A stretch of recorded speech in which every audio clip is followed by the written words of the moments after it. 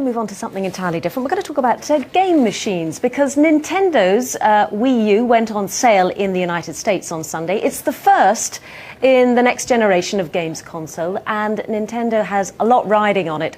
Since the success of the original Wii, it's rather struggled to repeat that trick. The latest model, though, is far more complex. So are consumers going to buy it? And if they don't, where does that leave the future for Nintendo? Well, joining us from Salford in Northern England is the technology blogger Tom Cheesewright. Tom, thanks for joining us today. First of all, what are your thoughts then on this new Wii U? Is it a complicated model?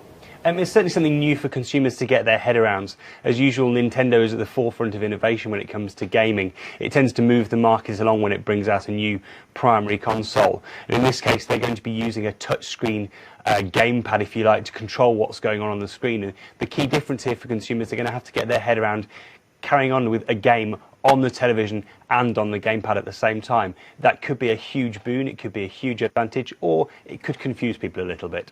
And do you think in that case it's going to appeal to a different type of person than perhaps the original Wii did?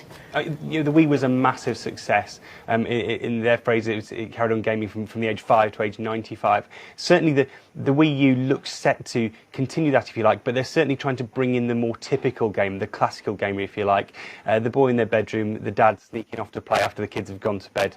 The hardcore shooting-based games, action-based games with zombie titles at launch. So I think they're really trying to appeal to everybody here, but from the things like Nintendo Land, some of the launch titles, it looks like they will be trying to carry on that huge fan base of people who got used to gaming with a Wii. Briefly, Tom, how important is it for Nintendo to get this right? Because, of course, it's facing huge competition elsewhere, isn't it? This is a completely different market Nintendo's launching into this time around. Last time it was just to be about games. This time they're competing with lots of online ecosystems where people collect all their content through their device. Nintendo made a loss in 2012. I don't think the Wii U necessarily defines the future existence of Nintendo as a company, but it certainly defines what shape that existence will take. Tom Cheesman, thanks very much indeed for that.